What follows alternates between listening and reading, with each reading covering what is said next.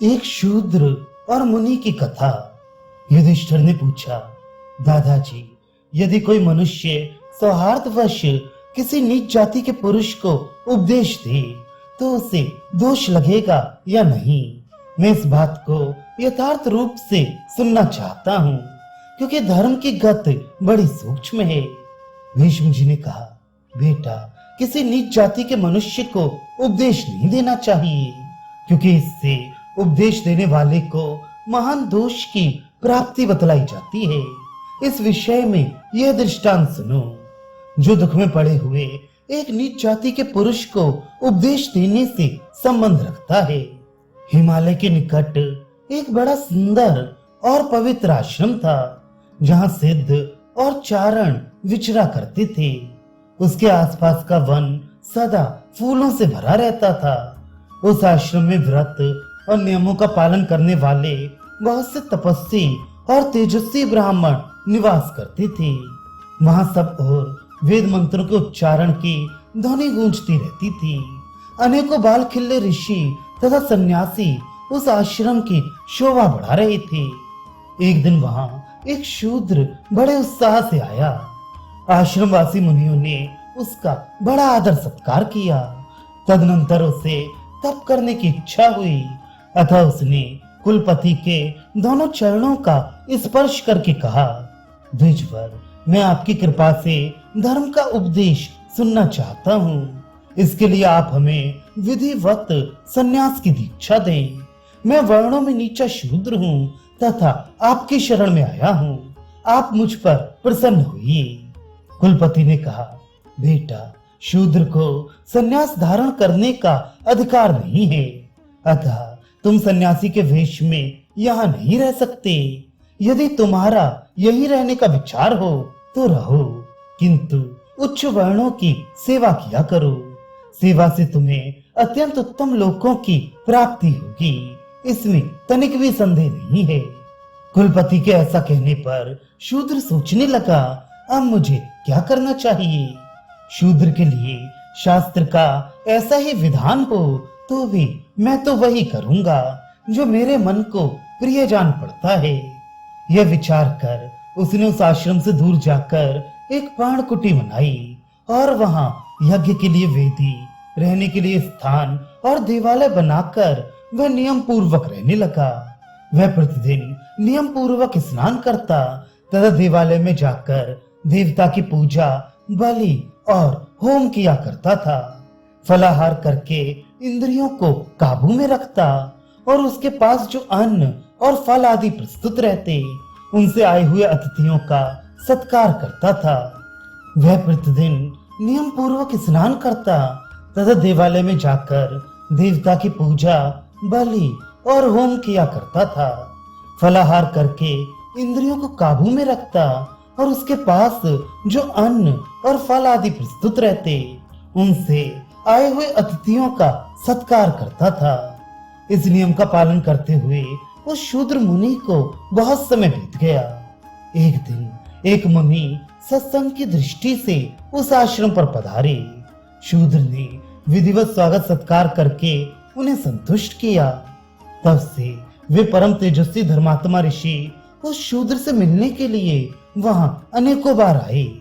एक बार शूद्र ने उन तपस्वी मुनि से कहा, मुनि, मैं पितरों का श्राद्ध करना चाहता हूँ। आप कृपा करके इस कार्य को संपन्न करा दीजिए। मुनि ने बहुत अच्छा कहकर उसकी प्रार्थना स्वीकार कर ली। तब शूद्र ने ऋषि को पाद्य निवेदन किया और जंगल से कुश, आसन, चटाई और अन्न आदि श्राद्ध उपयोगी सामान एकत्रित किया।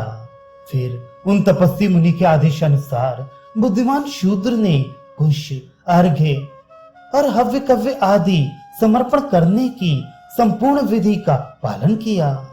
इस प्रकार जब श्राद्ध का कार्य समाप्त हो गया तो वे मुनि उससे विदा लेकर चले गए और शूद्र धर्म मार्ग में स्थित हो गया।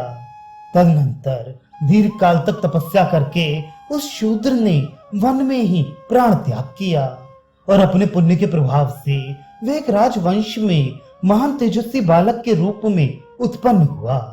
इसी प्रकार उन तपस्वी मुनि ने भी समयानुसार मृत्यु को प्राप्त होकर उसी राजवंश के पुरोहित के घर में जन्म धारण किया। इस तरह वे शूद्र और वे मुनि एक ही स्थान पर उत्पन्न हुए, साथ ही साथ बढ़े और अनेक विद्याओं में प्रवीण हुए। ऋषि ने वेद, कल्प और ज्योतिष शास्त्र में पूर्ण पांडित्य प्राप्त किया तथा सांख्य शास्त्र पर भी उनका बड़ा अनुराग था। कुछ दिनों बाद बूढ़े राजा का देहावसान हो गया। तब प्रजा ने उस राजकुमार को राज तिलक दे दिया। राजा होने पर उसने पुरोहित के घर में उत्पन्न हुए ऋषि को ही अपना पुरोहित बनाया। उन्हें हर काम में आगे रखकर वह धर्म पूर्वक प्रजा का पालन करता हुआ बड़े सुख से रहने लगा। पुरोहित जी प्रतिदिन राजा के सामने जब जब पुण्य वाचन तथा कोई धार्मिक कार्य करते तो राजा उन्हें देखकर मुस्कुराता या ठठाकर हंस पड़ता था। पुरोहित ने राजा के इस व्यवहार को अनेकों बार लक्ष्य किया। जब उसे बराबर अपना उपहास करता पाया तो उनके मन में बड़ा खेद हुआ। एक दिन उन्होंने एकांत में राजा से मिलकर कहा, राजन, यदि आप मुझ पर प्रसन्न हो तो मैं एक वर मांगना चाहता हूँ, किंतु पहले आप प्रतिज्ञा करें कि मैं जो कुछ पूछूंगा उसका सही सही उत्तर देंगे। राजा ने कहा, हाँ हाँ, यदि जानता होऊंगा तो अवश्य उत्तर दूंगा। तब पुरोहित ने कहा, प्रतिदिन देखता हूँ जब पुण्य वाचन या और कोई धार्मिक कृत्य अथवा शांति होम आदि कार्यों में मैं प्रवृत्त होता हूँ तो आप मेरी ओर देखकर हंसा करते हैं। इसका क्या कारण है? आप यूं ही नहीं हंसते, इसका कोई ना कोई कारण जरूर होगा, उसे ठीक ठीक बतलाइए, मैं सुनने के लिए बहुत उत्सुक हूँ। राजा ने कहा, विप्रवर, मैं पूर्व जन्म में शूद्र था और आप महान तपस्वी ब्राह्मण थे। उस समय आपने मुझ पर कृपा करके बड़े प्रेम से मुझे श्राद्ध विषयक उपदेश किया था। आसन, कुश और हव्य कव्य की विधि बताई थी। उसी कर्म दोष के कारण आप इस जन्म में पुरोहित हुए हैं और मुझे राजा होने का सौभाग्य प्राप्त हुआ है। मेरे लाभ के लिए उपदेश करने का फल आपको इस रूप में मिला, ये सोचकर मुझे हंसी आती है। आपका अपमान करने के लिए मैं उपहास नहीं करता, क्योंकि आप मेरे गुरु हैं। आपको जो अपनी तपस्या के विपरीत फल भोगना पड़ा, उसको याद करके मुझे खेद और संताप हुआ करता है। मुझे आपके पूर्व जन्म की स्मृति बनी हुई है, इसी से आपकी ओर देखकर हंसता था। आपकी उतनी बड़ी तपस्या केवल मुझे उपदेश देने के कारण नष्ट हो गई। इसलिए अब पुरोहित का काम छोड़कर ऐसा प्रयत्न कीजिए जिससे अगले जन्म में आपको इससे भी नीच योनि में न जाना पड़े।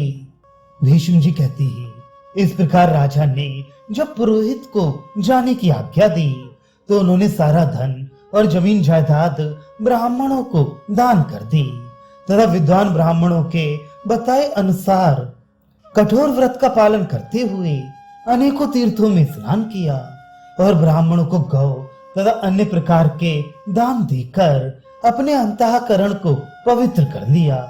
तत्पश्चात मन को वश में करके वे अपने पूर्व जन्म के ही आश्रम पर गए और वहां कठोर तपस्या करने लगे। तप के प्रभाव से उन्होंने परम सिद्धि प्राप्त कर ली और उस आश्रम के रहने वाले अन्य ऋषियों के भी वे सम्मान भाजन बन गए। युधिष्ठिर, यद्यपि वे पूर्व जन्म में महान ऋषि थे तो भी शूद्र को उपदेश देने के कारण बड़े कष्ट में पड़ गए तथा ब्राह्मण को किसी नीच वर्ण के मनुष्य के प्रति उपदेश नहीं करना चाहिए। ब्राह्मण, क्षत्रिय और वैश्य ये तीन वर्ण द्विज कहलाते हैं। इनके बीच में उपदेश करने से ब्राह्मण दोष का भागी नहीं होता। अतः धर्म पालन की इच्छा रखने वाले विद्वान पुरुष को खूब सोच समझकर उपदेश करना चाहिए। रोजगार की दृष्टि से उपदेश देने वाला मनुष्य अपने ही धर्म की हानि करता है। जब कोई प्रश्न करे तो अच्छी तरह सोच विचार कर एक सिद्धांत स्थिर करके उसका उत्तर देना चाहिए, तथा उपदेश ऐसा करना चाहिए जिससे धर्म की पुष्टि हो।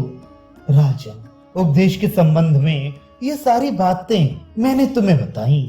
नीच को उपदेश देने से महान क्लेश का सामना करना पड़ता है, इसलिए उसे उपदेश देना उचित नहीं है।